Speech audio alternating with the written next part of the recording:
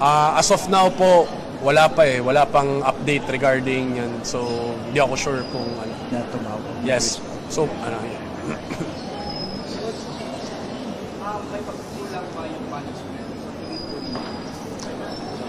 Wala akong ano sir eh. As of now, wala pa akong sagot talaga regarding dyan kasi ano eh, ang akin lang ngayon is sana mabigyan lang ng peace si Rene. Mabigyan ng yung family niya, mabigyan ng peace of mind din.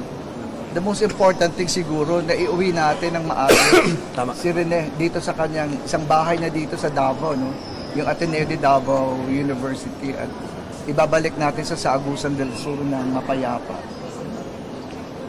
Coach, looking around the crowd, what does it mean to you seeing this community coming together? Yun nga eh, sobrang nakakataba din sa puso kasi sobrang daming nagso-support kay Rene. Sobrang daming nag-idol sa kanya and yun, parang sobrang influential niya na tao kasi yun nga, hindi lang naman kasi siya magaling sa basketball, mabuting tao din siya. Actually kanina nga parang nag-usap kami ng wife ko, sabi niya na parang hero talaga si Rene kasi from the airport may escort pa papunta dito. So sobrang, syempre hindi to deserve ni Rene pero MVP treatment. Yes, MVP. Sir, I'm sorry but I have to ask, are you in constant talk with the family in terms of legal matters? Hindi po eh. Ang aking lang kay Rene is sa family is more on para kay Rene talaga. Kasi ako as a coach gusto ko na parang matahimik na, parang wala nang gulo, ma-okay na si Rene, ma-at peace na siya. Yun lang talaga yung parang gusto ko. Importante.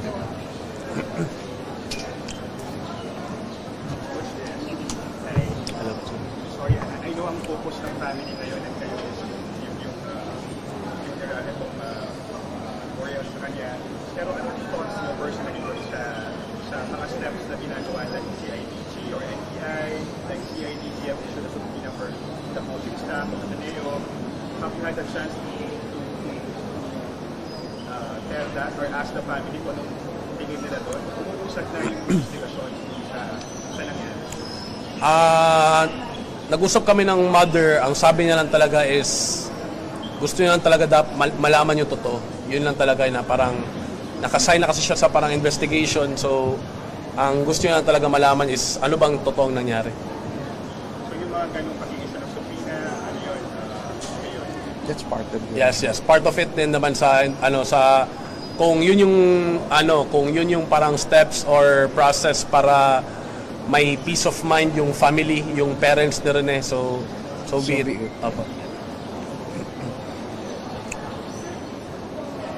Kamusta yung team nila? Paano nila tinanggap ang pagkakala? Ano po? Teammates ni Rene. Ano po? Teammates sa Davao or sa Manila? Manila. Ang members ng Ateneo men's basketball team visited sa Arlington, no? And they had a chance to visit Rene. Nakausap din nila yung Captain and co-captain. yung mama ni Rene doon, nag-visit. In fact, baka makita niyo sa social media na may mga issues na si Kiefer was there, tapos hindi daw pinagmano ng mama ni Rene. Hindi ho yan totoo, no? Si Kiefer was there. Approach ni Kiefer sa mom, nagkwento sila kasi tapos pumasok po ako doon because Kiefer is my inaanak, no? And I introduced him to the mom of Rene and I said, Mami, ito po si Kiefer Alas, inaanak ko po siya, and when we played for NBTC in Manila, isa lang ang request ni Kiefer Alas na maging teammate for us sa team namin, si Rene Baterbonia. Kaya lang, ang team ni Coach Jess ay pumasok sa Mindanao Finals.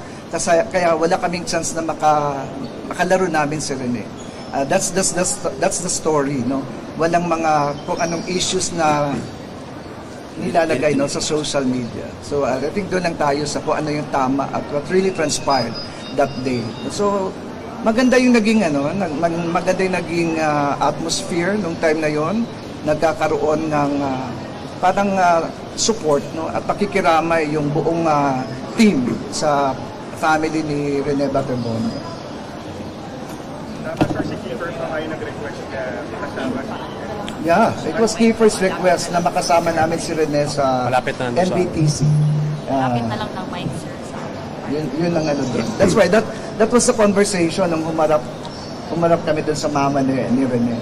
Kaya lang may mga ibang stories na lumalabas sa social media. Kumbaga si Kiefer gusto makalabok. Oo. Yun lang ang request niya eh. Noon na makasama for our team.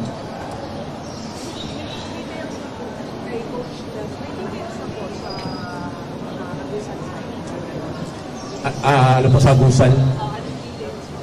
Ano po, bale sa Monday, biyahe sa Monday, si Rene sa Agusan, then Monday afternoon. So, ang burial atay sa 24.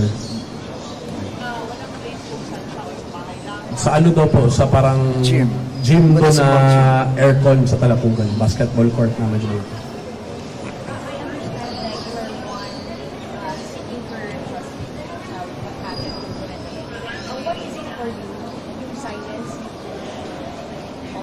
What is it for you? Yun din, actually, sobrang devastated, sobrang nasasad ako kasi nga, iniisip ko kasi talaga yung parents ni Rene. Kasi syempre, wala eh, hindi nila alam ano talagang, ang gusto lang talaga na malaman ng family ni Rene is yung mga persons accountable, persons involved na mag-explain na maayos sa kanila.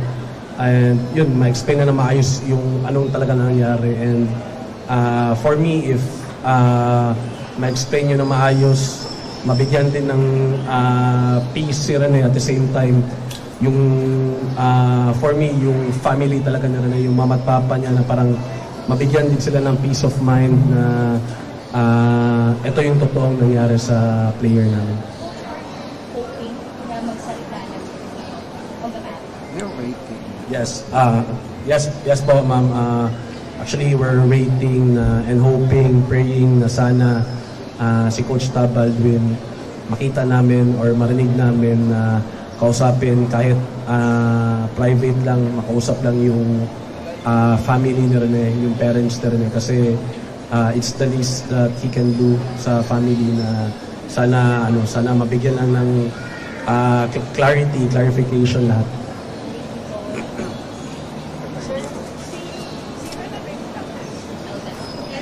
Si Rene po ang second eldest sa 7 na magkapatid. Sir, hindi pa nag-reach out si Coach Tab. Hindi pa nag-reach out si Coach Tab. Wala pa po, wala pa.